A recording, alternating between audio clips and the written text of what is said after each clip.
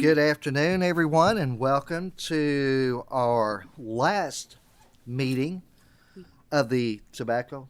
we don't have quorum, so Oh, yes. we can just push the minutes back. Uh, we want to welcome you to our last meeting of 2022 of the Tobacco Settlement Agreement Fund Oversight Committee.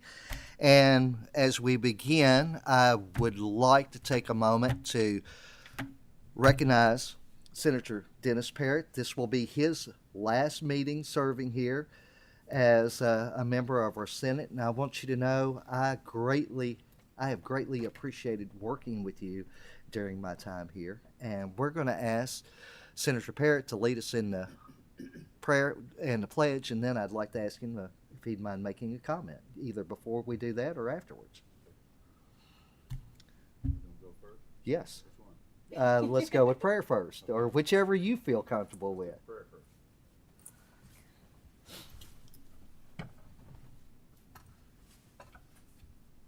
Lord, as we gather together to do the business of the Commonwealth,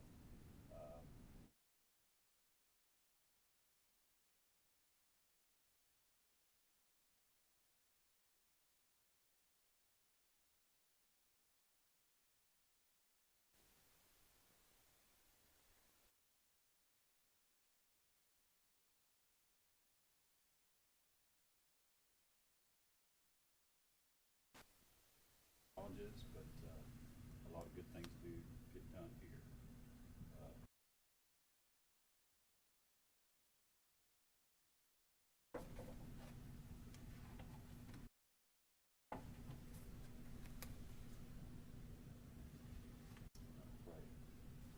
Dear Lord, thank you.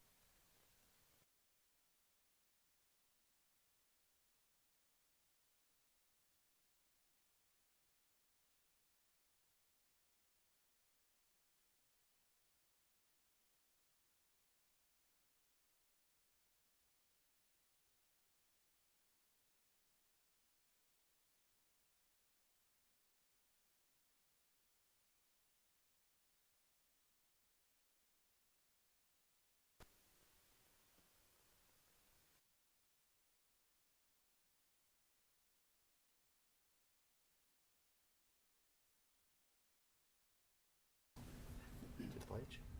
I'll do the pledge. Pledge allegiance To the flag of the United States of America and to the republic for which it stands, one nation, under God, indivisible, with liberty and justice for all.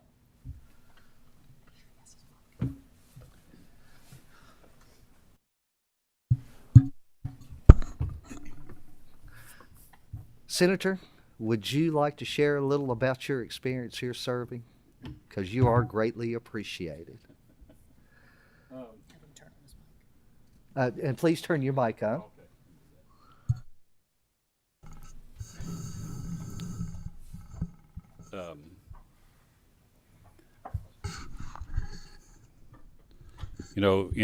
Anybody that's been here, there's good and bad, but it's still a wonderful arena, if you want to call it that, to get good legislation passed, and legislation brings this brought forth to the legislators to vote on and discuss. There's been a lot of dialogue in all those meetings, and it's all, most of it, not all of it certainly, but it's healthy, and it's that's what how government works. And I think here in Kentucky, I don't know about a lot of the other states. I've been to several other states, but I think we rank way up there, just like better as much as they do. And I'm proud to have been a part of this. But on the flip side, I'm glad I'm done. And my wife is a lot happier that I'm done, and the grandkids, and I'm certainly looking more forward to having more time with the grandkids, and can get a little more work done on the farm. So, but it's been a wonderful thing for our family. Even our grandkids, they'll ask questions about legislative stuff, and that's the way to start them, and I'm proud of that too. But I certainly I appreciate this place. Well, you're appreciated, and I want you to know I think everyone needs to remember this. We as a legislative body are only as good as those members that serve in this legislative body. And Senator Parrott, you are one of the fine ones that I've had the opportunity serving with. And you're greatly appreciated. And you have always been so open and welcoming to me during when we're in session. So you are appreciated greatly. And Senator Webb, would you like to add? I would. We hate. We're not losing Dennis because we know where his farm is, and I pass by there all the time. So, but to have his knowledge of agriculture, of tobacco settlement dollars, and things he's done all of his life and made his living at, and the network that he's had and the experiences that he's had in the industry. To begin with, you just can't find that every day. And then to be losing that at a time when the challenges are so great with urban, rural, and federal and state and global ag issues, it pains me for our ag community to lose him, Mr. Chairman, in that light. But like I said, I know he's a phone call away and he's not going to stop being involved. But it's been an honor to serve with him, and I think he's my son's favorite legislator. He is. So, but from our family to theirs, I understand the demands it is on the family, and how happy. I've talked to his wife a lot, and she seems a little lighter to deal with now. But Dennis, we love you, and our legislative family will miss you here. Yeah. Thanks, Senator Webb. Once again, thank you, Senator Parrott. You're Appreciate it. greatly appreciated. And I know you look forward to spending time with your family. I know I laugh myself. I think my wife is excited about me coming up here in January because she knows she's going to have a vacation from me for a period of time. And but I've always said our families are the ones who really pay the price for our service up here. Our job is, even though it's hard, their job at home is a lot harder when we're not there. So we greatly appreciate your service. Thank you. Okay, now we'll move on. We like to ask the clerk to call the roll, please. Senator Adams, Senator Parrott, Here. Senator Webb, Senator Westerfield, Representative Brown, Representative Kim King, Representative Pratt, Representative Reed, Here. Representative Roberts, Co-Chairman Senator Hornback, and Chairman Representative Dossett. Present. We have a quorum. We do have a form, and the next part on our agenda will move toward approval of the minutes for our November meeting. Do I get a motion, please? And a second? Second. Those in favor, please say aye. Aye. None opposed. Minutes pass. Next, we'll move on. We're going to change our order of our normal business. We're going to ask Dr. Mark Evers if he will please come to the table. And we have Dr. Jason Chesney, who I believe is online. And they're going to speak to us about the utilization of tobacco settlement dollars for cancer research. And I ask you to make sure to hit your microphone, and Yes, both sir. of you introduce yourselves, please. Yes, sir. So I'm Mark Evers. I'm a professor at University of Kentucky, and I'm also director of our Markey Cancer Center there. Thank you. One moment, please. We're trying to get Dr. Chesney online.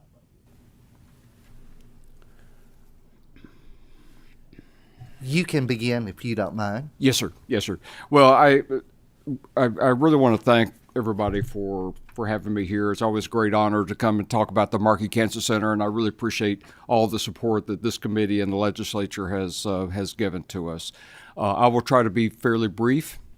Our mission at the Markey Cancer Center is to reduce the cancer burden with a focus on Kentucky and its most vulnerable populations through research, prevention, treatment, education, and community engagement.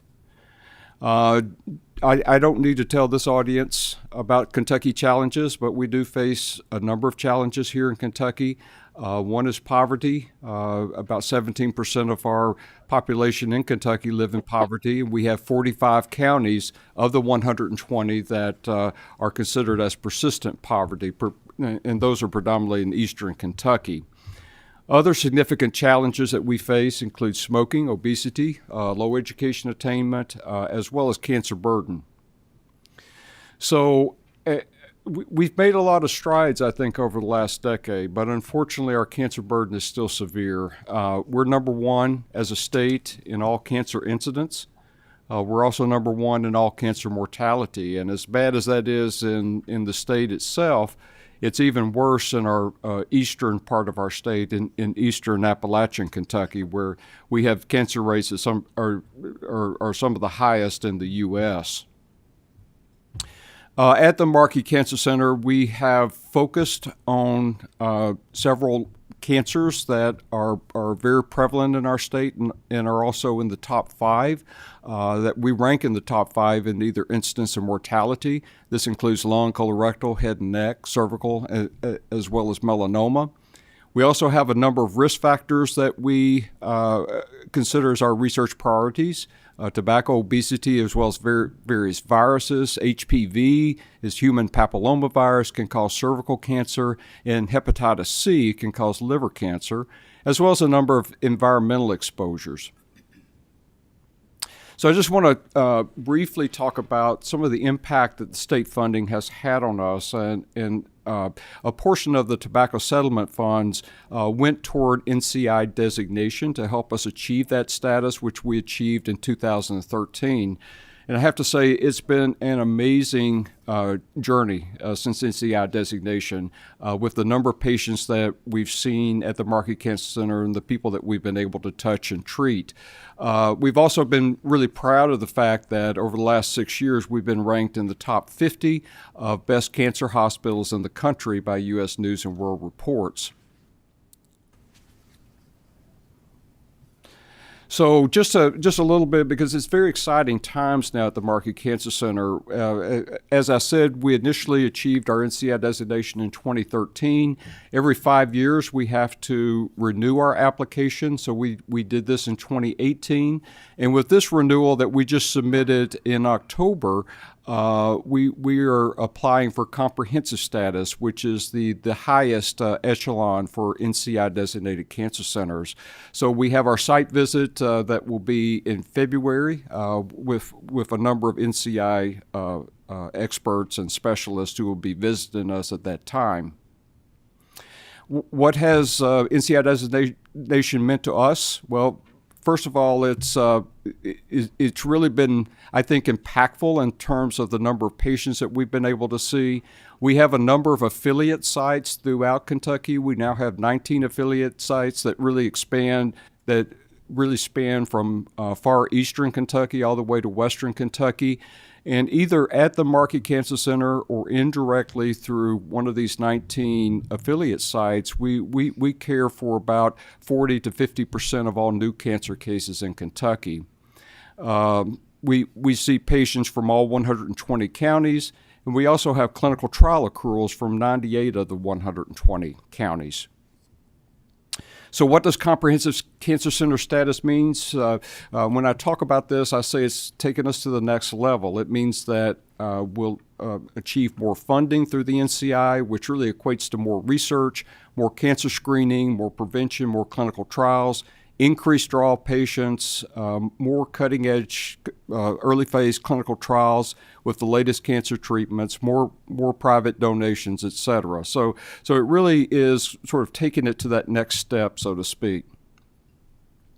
I'll briefly talk a little bit about some of the things going on at the Markey Cancer Center, and again, very much appreciate the support provided by the tobacco settlement funds, which has really helped jumpstart a number of projects that are now sustained through more federal funding as well as funding from industry sites, et cetera. So I just want to talk first about our lung cancer screening project. So some of this work was started with tobacco settlement funds, and I have to say I'm really proud of this program. This is led by Dr. Tim Mullett, and basically this is screening those Kentuckians who are at most risk for lung cancer. This program has been a statewide program, but it's achieved success beyond my wildest expectations. In fact, Kentucky is now number 2 in the country for lung cancer screening. We're just behind Massachusetts, and just think about that. We lead all of the southern states in lung cancer screenings by a long shot. And what that has meant is that we have seen a decrease in our late-stage lung cancer rate in Kentucky over the last several years. It's about a 19% drop. It's 2 times faster decrease in Kentucky compared to the U.S. as a whole, and even 3 times faster in Appalachian Kentucky compared to the U.S. In addition, we've through your help have had a number of policy changes which have further helped us. Just most recently, I was here for the signing in July of the Kentucky Lung Cancer Screening Program that was created by you all and the governor. I also want to just say that colorectal cancer, we're also have very high rates of that in the state. And back in 2000, we actually ranked 49th in the country in colorectal cancer screening through a lot of efforts on a lot of people's parts, and including Dr. Tucker, as well as colleagues at the University of Louisville Brown Cancer Center. We're now up to number 17 in the country in colorectal cancer screening, which is a pretty dramatic increase over the last 10 to 15 years. We also have a Cancer Moonshot initiative that has put in a significant amount of funds to help us with some counties in eastern Kentucky that still have very high cancer rates. And I have to say, all of this has been quite significant, because what we've seen is a 30% decrease in our incidence of colorectal cancer, as well as a 34% decrease in mortality. In fact, Kentucky is no longer number 1 in colorectal cancer incidence. So we have a number of programs in cervical cancer prevention. Again, we're high in this particular cancer, and a lot of this is due to human papillomavirus, or HPV. So there's been a significant amount of work with screening for cervical cancer, as well as increasing vaccinations for HPV. I have to say as well that with the opioid epidemic, we've seen surging rates of hepatitis C virus in the state, particularly in our rural Appalachian population. And hepatitis C virus can down the road cause liver cancer. So we're seeing increased rates of liver cancer in the state that I think probably secondary to our increased rates of hepatitis C. But through a really unique program, Jennifer Havens at the Markey Cancer Center is working with folks around the state. There's a project now to provide free medication through a collaboration with the NCI as well as the other NIH institutes and Gilead Sciences, that's providing about $50 million worth of free medication to treat Perry County. That's one of the highest counties in Kentucky for HCV infections. And what Dr. Havens has noted, that with the almost 400 patients that have been treated thus far, she has seen a 93% sustained virologic response, which means that 93% of these patients are cured of their HCV. So again, we see this as a really wonderful project. It's helping folks, and it's one of the first trials of its kind that is utilizing funds from NCI and other NIH institutes as well as Gilead Sciences to really provide that medication. Another thing that we've been working on, the citizens of Martin County in eastern Kentucky were quite concerned about their water supply. They had a major spill of about 300 million gallons of coal slurry into their water supply. And so with our help and also help from NIH sources and grants, Dr. Unrein and Hoover worked with citizens in Martin County and also Letcher County to test their water supply, and also work with the engineers in those two counties to actually clean up the water supply. This is another example. Again, I'll try to be brief, but I'm just so proud of this example as well. So the education attainment in Appalachian Kentucky is much, much lower than it is in the rest of the U.S., with most of the population achieving a high school education attainment at best, but not many going on to college, or at least a lower percentage than the U.S. But we have a program that's called Action. It's to train Appalachian students in cancer. They're trained, they're mentored, they understand cancer professions. And this is really geared toward Appalachian students, undergraduate and high school students. And of the 56 undergraduate students from Appalachia that have gone through this program, we now have 25 that have been accepted to medical school or going to medical school, 3 that are in pharmacy school, 1 that's in graduate school, 3 in master's programs. So just, again, something that has achieved excellence beyond my wildest expectations. These students have now published 2 books, actually. They're essays of basically their experiences with family, friends with cancer, and just a moving portrayal of their lives, and what they face with cancer in their community. So again, I'm really proud of this, because what I'm hoping is that some of these kids who are going to medical school now will come back to Kentucky, particularly in eastern Kentucky, to practice. And with that knowledge of cancer and what's going on in their community, will be outstanding physicians for their communities. So support from the state has really provided critical funding for our cancer screenings throughout the state. We've been able to use some of the funding for new recruitment and for retention of some of our cancer investigators. We've used it as seed funding for new cancer research projects, which have then led to additional funding either through the NIH or state sources or the American Cancer Society. We also utilize this for funding new clinical trials. So just a plea that we need your continued support. Again, I greatly appreciate it. We could not do our job without your support.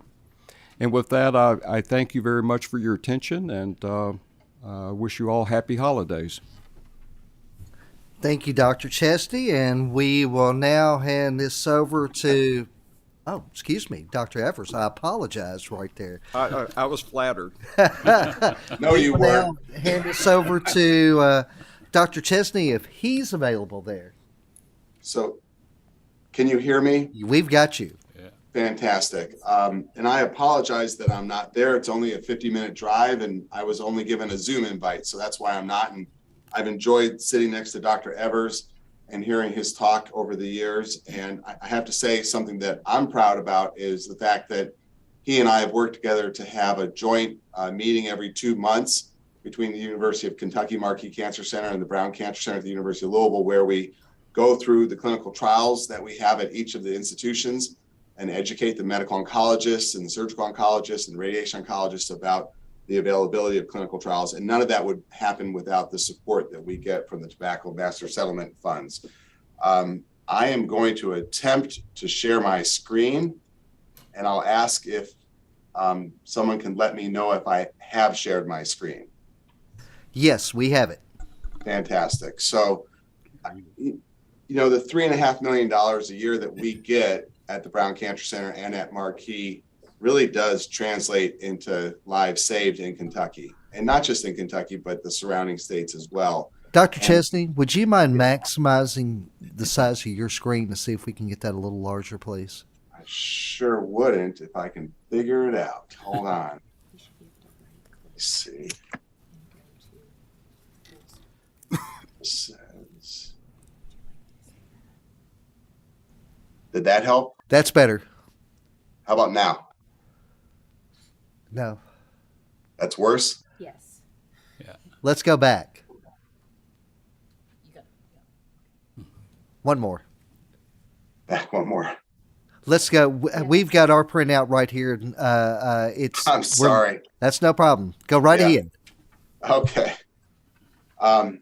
Well, this group has seen this slide before, but I want to reiterate an important fact, which is that cancer is not going away. In fact, the epidemiologists have stated that we will see about a 50% increase in individuals suffering from cancer by 2040.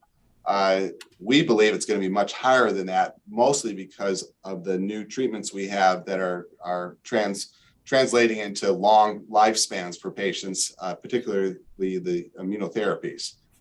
And the good news, even though cancer incidence is up and expected to be up, and number of people suffering from cancer is going to be up, the good news is that mortality is dropping significantly. And Dr. Evers mentioned the reduction in stage 4 lung adenocarcinoma that we're experiencing right now. That's due to immunotherapies and their effectiveness. And you can see on this slide, I hope, that the male and female mortality rates are dropping significantly now. And what we're going to see over the next 5 years is a dramatic drop as a result of these new therapies. And what are we doing about it at Brown Cancer Center? Well, we like at the Marquee have subspecialty oncologists. So we have doctors who focus on breast cancer and doctors who just focus on lung cancer, et cetera. And then we have clinical trials and cancer education programs that you'll hear about, and outreach programs going out into the community through the Kentucky Cancer Program. And then, of course, translational cancer research, which a large part of the funding we get from the state through the Tobacco Master Settlement program goes towards our basic research programs to try to end cancer once and for all. One of the most important things that our patients experience here is the access to multidisciplinary cancer clinics. These are cancer clinics that are, that emphasize one type of cancer, have radiation oncologists, surgical oncologists, medical oncologists who focus on that type of cancer and work together towards the common goal of making sure their patients live into their 90s instead of dying early of cancer. And the impact of having a 50-year-old, very successful individual, very productive individual raising a family, pass from cancer cannot be overstated. Many think of us as the Louisville Cancer Center. But we're not the Louisville Cancer Center. We have patients who actually come from every county in Kentucky to Louisville to get treated. And so the last time I gave this talk, I showed the actual numbers, and I will admit that several of the counties just have 1 or 2 patients that are distant. Pike County actually had 6 last year. But you can see on this slide that in Jefferson County, we had 6,500 newly diagnosed cancer patients. You can basically multiply that times 10 for the number of patients under our care. If you look at all the other counties in Kentucky, it was just over 5,000. So about 50,000 who are treated here for cancer. And the funding that we get makes the cancer registry, the nurse navigators, the social workers, the financial counselors, all those folks who are involved in trying to make sure that patients get the best care, have access to the best clinical trials, get it no matter where they live in Kentucky. And I need to mention 3 names. It centers me personally. I think it'll center everyone who's listening to me right now. This is Owen McMasters, who was 11 when he had a sore throat, and it was pretty bad. And his dad, Kelly, brought him to the hospital with it. And his white count turned out to be quite high. And it turned out he had acute lymphoblastic leukemia. Kelly McMasters is the chair of surgery here. Dr. Evers knows him well. Owen underwent an allo bone marrow transplant and did well for about 4 years, but then recurred and passed away when he was only 16 years old. And he's why I come to work every day. we cannot accept having children die of cancer in the United States anymore. This is Steve Tompkins. Steve had melanoma when he was 52. Steve graduated from Trinity, which is a local Catholic high school here, and went on to play baseball at the U of L. And then he coached, and he really, that was his claim to fame, coaching at Trinity, and was loved by the community, and went on multiple clinical trials over 10 years, and ultimately passed from his melanoma not too long ago after receiving several of our cellular therapies. And then this is Laura McGregor. Laura was diagnosed in 2007. The point of including her is to just state the fact that cancer affects the whole lifespan. And Laura was only 30, and she was pregnant with her second son, and she decided she was not going to let cancer stop her in her life. And so she founded Hope Scarves, which is now a national foundation based here out of Louisville, and what Hope Scarves does is it passes scarves to cancer patients, mostly female cancer patients, with the stories of the individual who held the scarf before it was passed on. And Laura, unfortunately, who was diagnosed with stage 4 metastatic melanoma in January of 14, passed away this January. So your funding is helping us end what we are seeing in these young and middle-aged adults in Kentucky. One of the key initiatives that has been supported by your funding has been the cellular immunotherapy program. You've heard about this program before, the Tumor Infiltrating Lymphocyte Program, or TILS for short. We have now become the top TIL center in the country.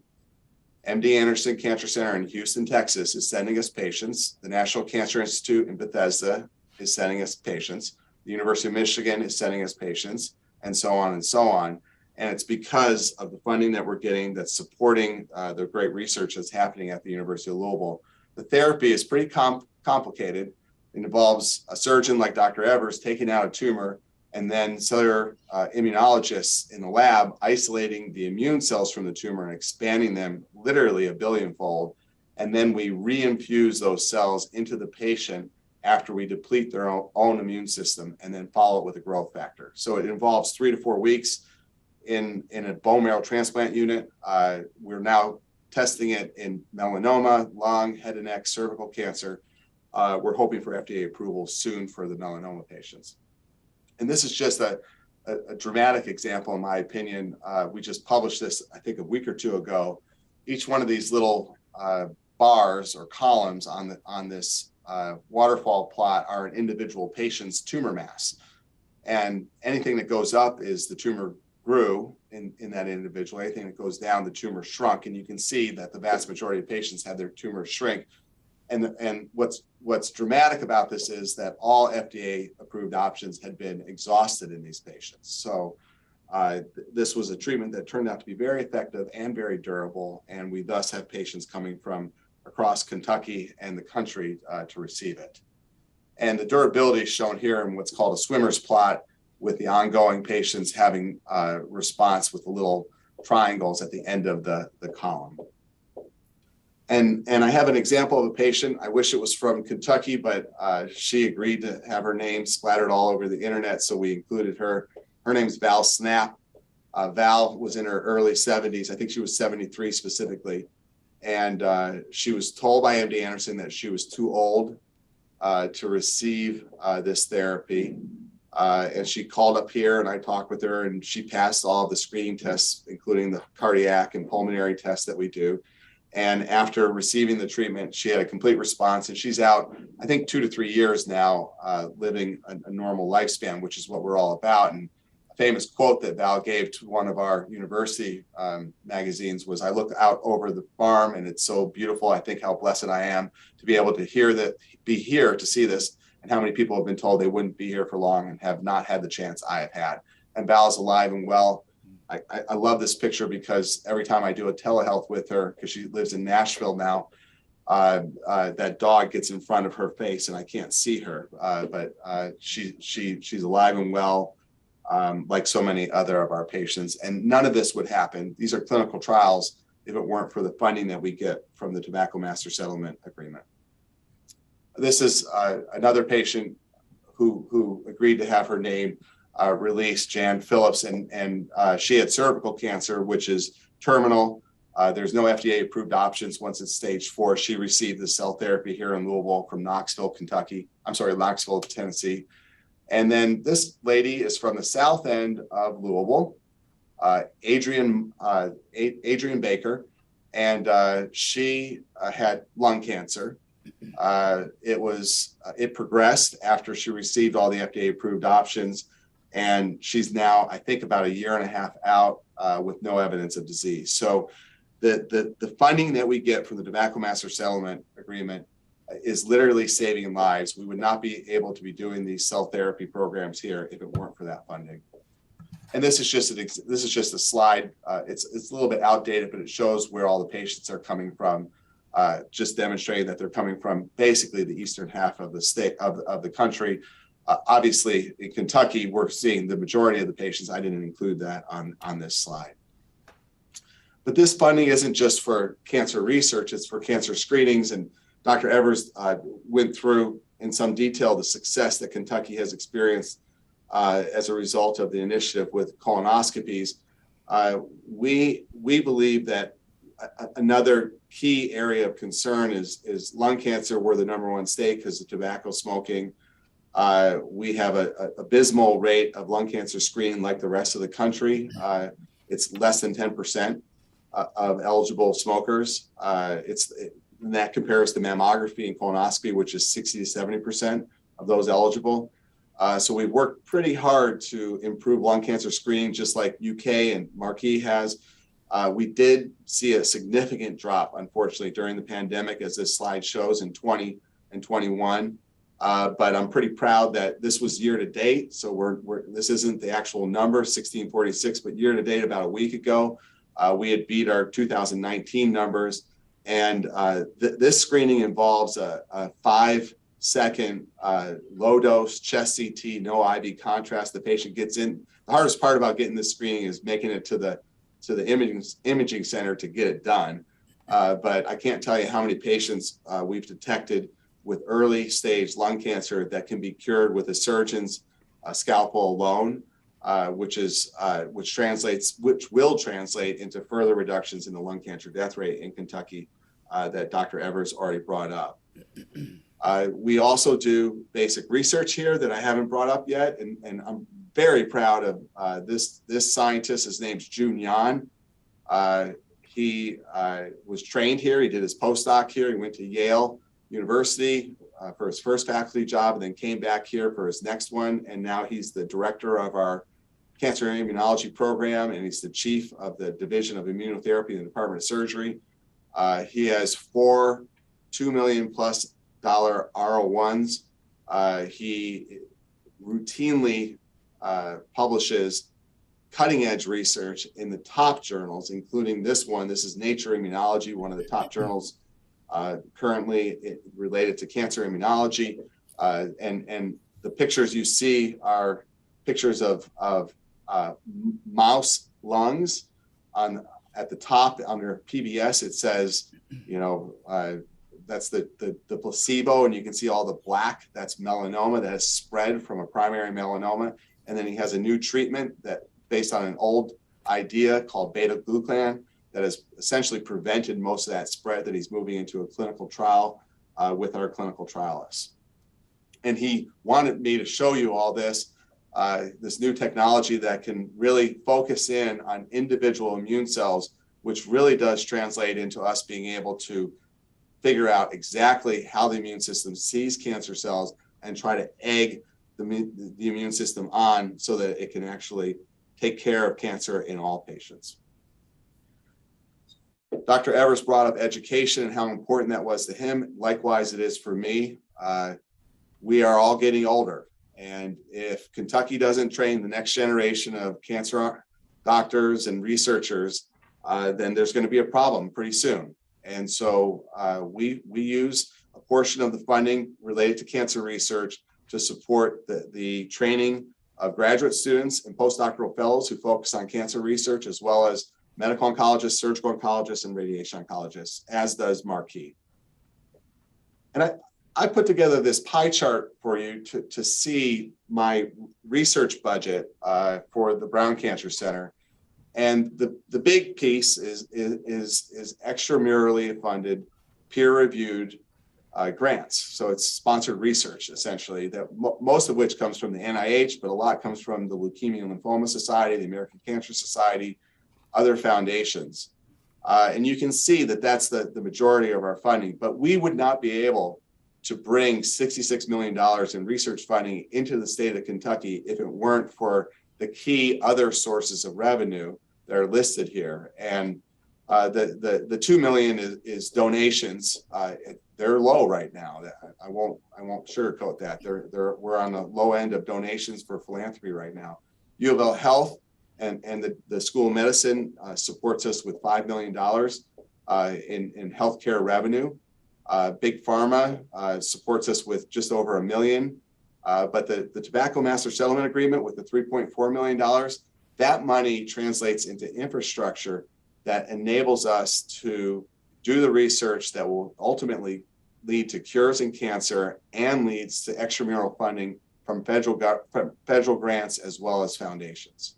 And that's a key point. So this is my last slide. Your funding, we would not be successful without this funding.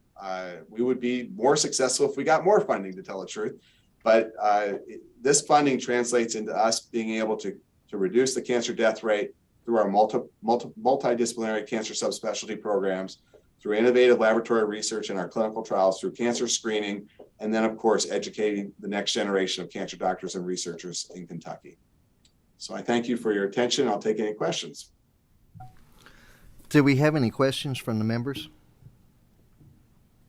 I have a question. Yes, Representative Roberts. Thank you so much for all of this. There was one chart pretty early on. Would you mind checking your mic, please? Sorry, I'm out of practice on committees here for a second. The holidays. Thank you for your presentation. There was one chart early on the cancer death rates and them dropping, which is all really, really encouraging. But when I look at this, the female incidence rates are still, they're ticking up overall over time. And I'm wondering if you can give us any insight into why you think the female rates may be ticking up when the overall and the male incidents are ticking down. So personally, we don't know for sure, but personally, I believe it's a combination of better early detection. Women tend to do a better job with their health than men, so we're detecting cancer earlier in them. And number two, the aging population. There's no question. A common question that I receive is, okay, the cancer death rate. So that we usually express those numbers in a percentage of the population, right? So it's the number of deaths per 100,000. But as the population ages, the number one risk factor for cancer is age. So as we see the bubble from the baby boomer population, we are seeing currently a bubble from in cancer patients. So I think it's a combination of those two issues. Dr. Evers, do you think there? I've heard something about smoking rates going up a little bit later than men, and that causing a little bit of a delay in some of this. But what I understand is that it's mostly breast cancer and other female cancers that is driving it. That's correct. That's correct. Thank you. Any other questions? Dr. Cheney, we miss you being here, making sorry. the presentation in person. We appreciate you, though, doing it there online. Dr. Evers, we appreciate it. All of the members here, I think you know that we lost our co-chair just a short period of time, and you've got our strong support of what you do right there. Thank you, sir. So, once again, I want to thank you both for being here. Thank you. Now, next, we'll have the reports from our Ag Development Board, and we'll ask Brian Lacefield, who's Executive Director of the Kentucky Office of Ag Policy, and Bill McCloskey, the Deputy Executive Director, if they'll please come up, introduce themselves, and do your presentation, please.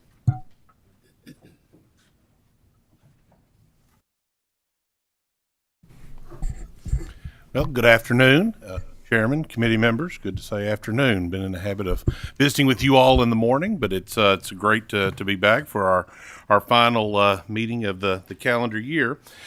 Been an extra week in between since last normally we're here. I was looking back over the calendar at what's been happening at the Office of Ag Policy, and after our meeting on the 10th, we had our second of the stakeholder meetings that the commissioner has put together with stakeholders involving the large and food animal veterinarians and the shortage that we see across the state, especially in our rural and underserved communities. And had this meeting in conjunction with the North American Livestock Show over in Louisville, and we had between 50 and 60 folks there at that meeting. Again, continuing to address the issues and looking at what can be done about this. I was able to speak and outline the new program that we have launched at the Office of Ag Policy, with a grant program in addition to our pre-existing program for low-interest subordinate loans for any practices that are wanting to establish a large animal practice, buy into an existing practice, or buy any equipment that is specific to large and food animal veterinary medicine. From this, these two meetings, we're establishing a working group of vested stakeholders that will continue to look for other ways that we can continue to address this. We'll add as an aside that Bill and I did have first conversation with a practicing veterinarian for both same practice, looking at one adding in a new practicing veterinarian, becoming a partner, and then expanding their operation. So hopefully that will translate into an application, and then can present that to you after it is approved and funded. We had the following week was our joint Ag Finance and Ag Development Board meeting. I spoke about the agenda of that last time I was visiting with you, so I will spare you a recap of every stop we made, but it was it was a 2-day event, and the first day was spent visiting numerous projects that were funded by both Ag Development dollars and with Ag Finance, and had our joint meeting the following day on Friday there in one of our farmers markets that was funded with state and county funds there in downtown Somerset. Bill and I had a chance to go and impact a future generation of ag leaders as we spoke to the University of Kentucky's ag marketing class, and that group of students got more ag policy than they probably were expecting that day.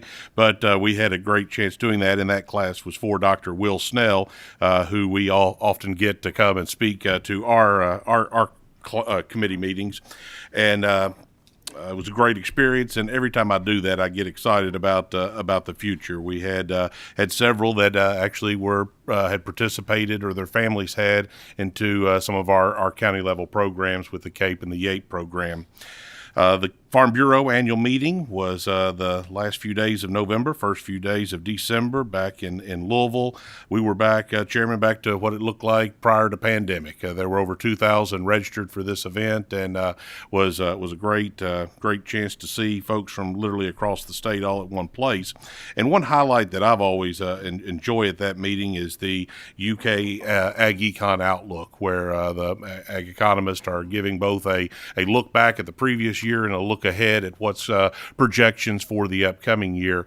And I think a real highlight, and one I wanted to share with this committee, was Dr. Snell and his outlook has projected the 2022 ag receipts for Kentucky will exceed $8 billion.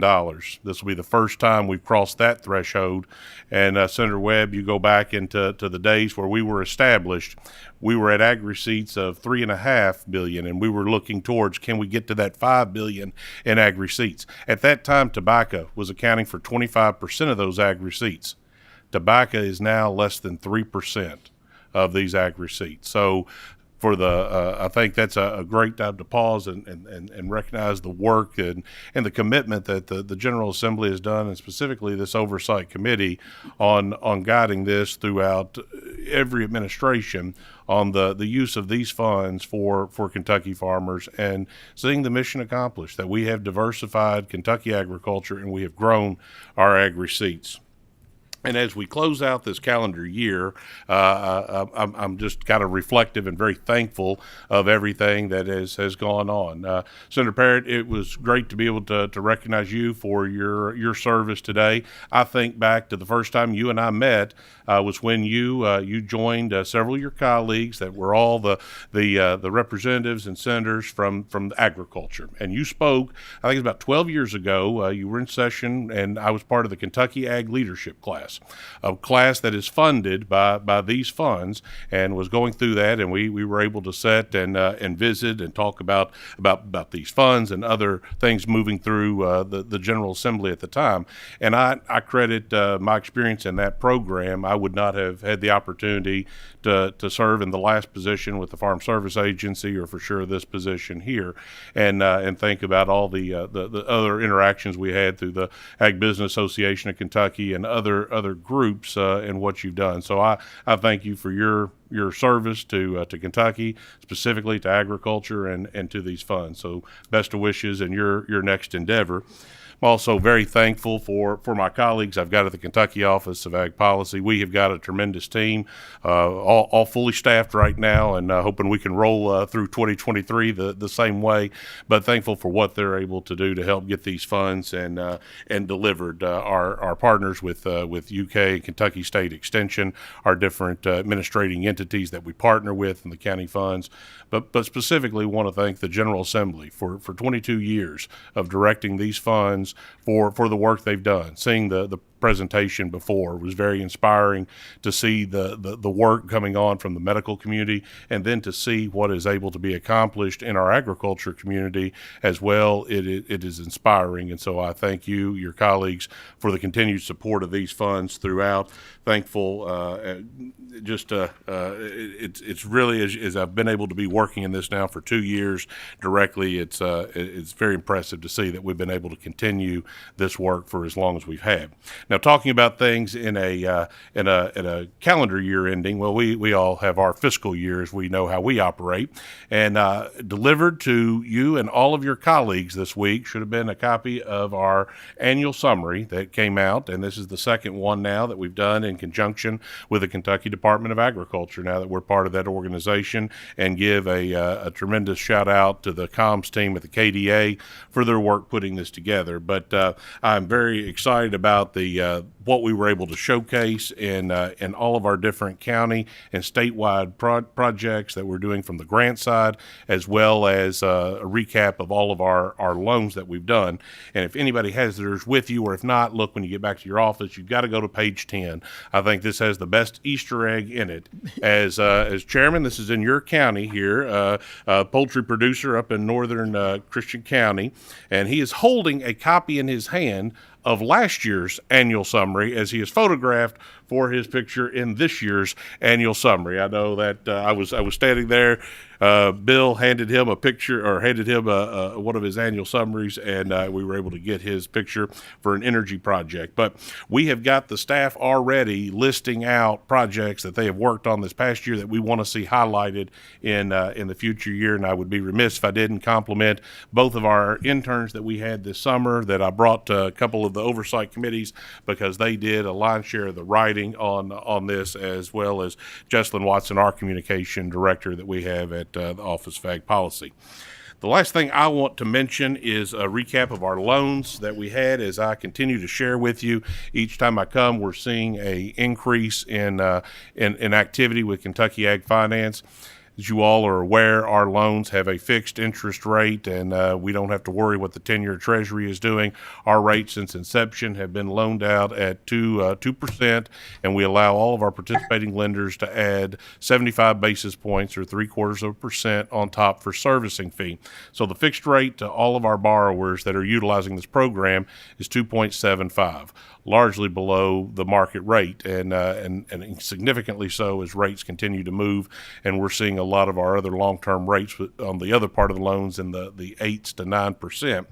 So we're seeing what had been about $1 million in new obligations each month approved. We're up over $2 million. And this past month for the November loans, we had one under our infrastructure program, one under ag processing, and the others were beginning farmer programs representing beef, grain, and poultry. 2.2 million of ag finance, but we're able to leverage that for nearly $8 million in total capital investment that we saw.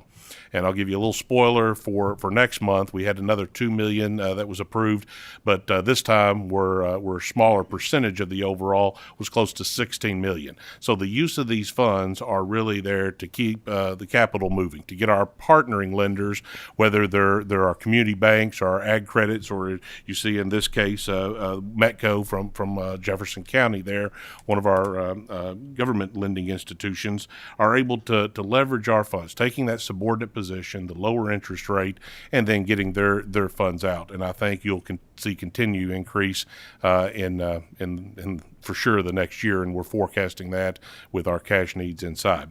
And I will pause there, let Bill go through the projects that were funded, and then we'll be happy to take any questions you have. All right, I'll move on to page 2 to give you an update on Ag Development Board approvals of projects and programs designed to help our farmers in Kentucky transition away from tobacco into other enterprises. So if you look on page 2, you can see there was 4 applications approved for the CAPE program, County Agriculture